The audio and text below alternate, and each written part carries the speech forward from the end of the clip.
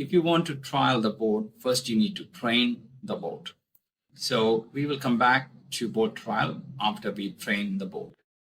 So we go to the third tab, board training, and this is where you can use the web crawler to get data from your website or from a document. So you can see here I have a Google Doc, and it is an FAQ Google Doc. And if I go to the Google Doc, what I have to do is I have to go to share and then get anyone with this link and copy this link.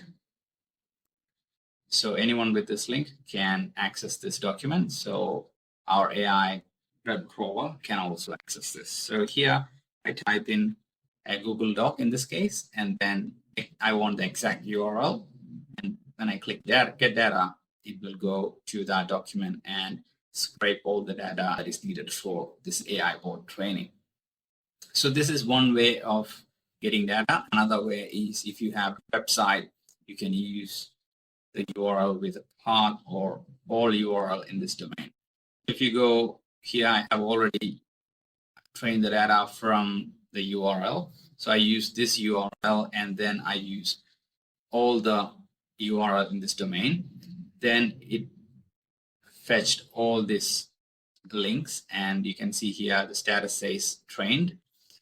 Now, if you have updated this Google Doc, and then what you can do is either you can delete it and then re-add the document again, or you can just click here and refresh so that it goes back to the same URL and refresh the data and retrains the board again.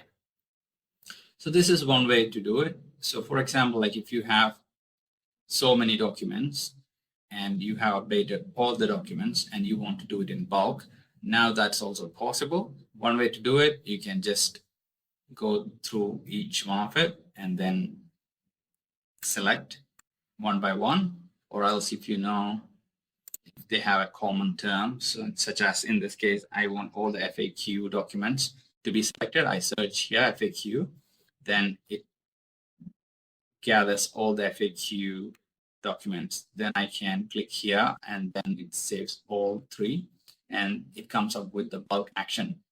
So in bulk action, you can do two things. One is to refresh the data or to delete all the three. So in this case, I click refresh because I have made some update to my document. Now, if when I click refresh, it goes back and pulls the data back in and retrains the board again. So if I don't want FAQ 2 and 3, what I do is I select these two, and then I go here and I can bulk delete all of it. So all my FAQ docs have been gone. And then now if I remove this, you can see I have now 8 links left.